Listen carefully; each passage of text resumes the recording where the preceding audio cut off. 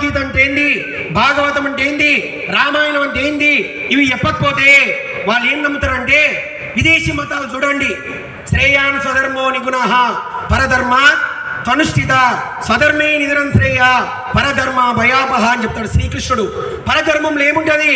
వాళ్ళు స్నానం చేయరు, వాళ్ళు అన్నం తిన్నాక చేయగడుకోరు, వాళ్ళు ఎందుకంటే వాళ్ళ ఆచారాలు వేరు. అది శీతల దేశం. అబ్బా మనం లేవంగానే స్నానం చేయాలి, దేవునికి దండం పెట్టాలి, నిష్టగా ఉండాలి, మరీ సాంప్రదాయంగా ఉండాలి, ఇవి వేస్ట్, ఆ ధర్మమే గొప్పది, ఆ మతం చాలా సులువుగా ఉంది అని మనం అనుకుంటాం. అది శీతల దేశం, స్నానం చేయకపోయినా ఏం కాదు. కానీ మనం 2 రోజులు స్నానం చేయకపోతే కంపు కొడుతుంది. చూడడానికి ఈజీగా ఉన్న పరధర్మము పాము వంటిది, మన మరణం సంభవించిన స్వధర్మమే మేలు అని చెప్పిన శ్రీకృష్ణ పరమాత్మను ఒక్కసారి మనం గట్టిగా స్మరణ చేసుకొని, కాలము అతీతమైంది, ఇంకా గొప్పవారు చాలా మంది మాట్లాడేది ఉంది కనుక నాయనలారా వేదాలను కాపాడుకోవాలి, దేవాలయాలను పరిరక్షించుకోవాలి. ఈరోజు మనం శ్రీశైలం, తిరుపతి, దూరపు కొండలు నునుపు 10 సార్లు పోతున్నాం. మన దగ్గర ఉన్న మన కాలనీలో ఉన్న దేవాలయాన్ని అభివృద్ధి చేసుకుంటున్నామా? ఆ గుడికి నెలకు ఒక 500 ఇద్దాం, మన దేవాలయాలను కాపాడుకుందాం. గోశాలలో గోవులు తిండి లేక పక్కకి పోతున్నాయి, ఒక్క గోవును దత్తత తీసుకుందాం. కుక్క పిల్లలను పెంచుకుంటున్నాం, ఎట్లాగూ పెంచుకోండి, నేను వద్దానా. ఒక ఆవును కూడా దత్తత తీసుకుందాం, గోసేవను చేసుకుందాం, గోవును రక్షించుకుందాం, దేవాలయాలను కాపాడుకుందాం, ఇతరులకు సహాయం చేద్దాం. ధర్మంలో చెప్పిన వాడిని పాటిస్తే 1000 సంవత్సరాలైనా సూర్యుడు చంద్రుడు ఉన్న రోజులు మన ధర్మం ఇట్లనే ఉంటుంది. మామిడాకులు ఎందుకు కడతారు, బుగ్గు ఎందుకు వేస్తారు, దిష్టి ఎందుకు తీస్తారని మీ పిల్లలే అంటే ఏమోరా పెద్దవాళ్ళు చెప్పిరు మనం చేయాలి అనకండి. తెలుసుకొని మీ పిల్లలకు చెప్పండి. ఇట్స్ సైన్స్, అది సైన్స్ మాత్రమే. అప్పుడు మీ పిల్లవాళ్ళు ఈ హిందూ ధర్మానికి ఆకర్షితుడై దాన్ని పాటిస్తాడు. ధర్మో రక్షతి రక్షిత, ధర్మాన్ని మనం ఆచరిస్తేనే అది మనల్ని కాపాడుతుంది. కనుక మన దేవాలయాన్ని కాపాడుకుందాం, మన సంస్కృతిని కాపాడుకుందాం, ఇతరులను గౌరవిద్దాం. వేదం ఏం చెప్పింది?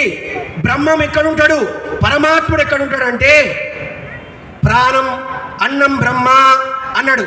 తర్వాత ప్రాణం బ్రహ్మ, తర్వాత మనస్సు బ్రహ్మ, తర్వాత విజ్ఞానం బ్రహ్మ, తర్వాత ఆనందో బ్రహ్మ.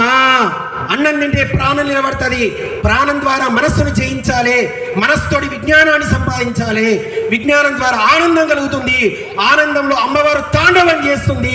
ప్రతి మనిషిలో భగవంతుడు ఉంటాడు. గుళ్ళో దేవాలయంలో విగ్రహాలు మొక్కుతున్నాం, మనుషులను తిడుతున్నాం, వాళ్ళని హేళన చేస్తున్నాం, వాళ్ళని అగౌరవపరుస్తున్నాం, వాళ్ళని తక్కువ చూపు చూస్తున్నాం, వాళ్ళ కులాల పేరుతో దూషిస్తున్నాం. ఇది సహేతుకమైన చర్య కాదు. అందరినీ గౌరవిద్దాం. యదా యదా హి ధర్మస్య గ్లానిర్భవతి భారత అభ్యుత్థానమధర్మస్య తదాత్మానం సృజామ్యహం పరిత్రాణాయ సాధూనాం వినాశాయ చ దుష్కృతాం ధర్మ సంస్థాపనార్థాయ సంభవామి యుగే యుగే. ఏ కాలంలో ధర్మానికి హాని కలుగుతుందో అప్పుడు దుష్ట శిక్షణ శిష్ట రక్షణ కొరకు ప్రతి యుగం నందు అవతారం ఎత్తుతామన్నాడు. ఇక్కడ ఉన్న మనందరం కూడా దైవ స్వరూపులమే.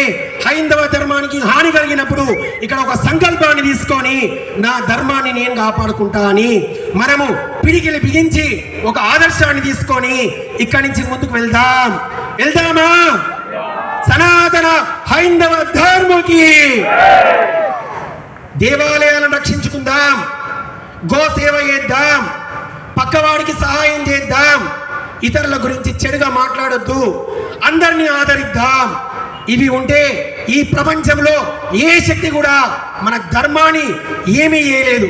ఇంత అద్భుతమైనటువంటి కార్యక్రమం చేసిన ఈ ఎన్జిఓస్ కాలనీ బస్తీ వాసులందరికీ, కార్యకర్తలందరికీ మనస్ఫూర్తిగా శుభ అభినందనలు, ధన్యవాదాలు తెలియజేస్తూ మాకు ఈ అవకాశం ఇచ్చినటువంటి పెద్దలందరికీ కూడా కృతజ్ఞతలు తెలియజేస్తూ గడిగా స్వతంత్ర భారత్ మాతాకి, సనాతన హైందవ ధర్మకి జై హింద్. ధన్యవాదాలు.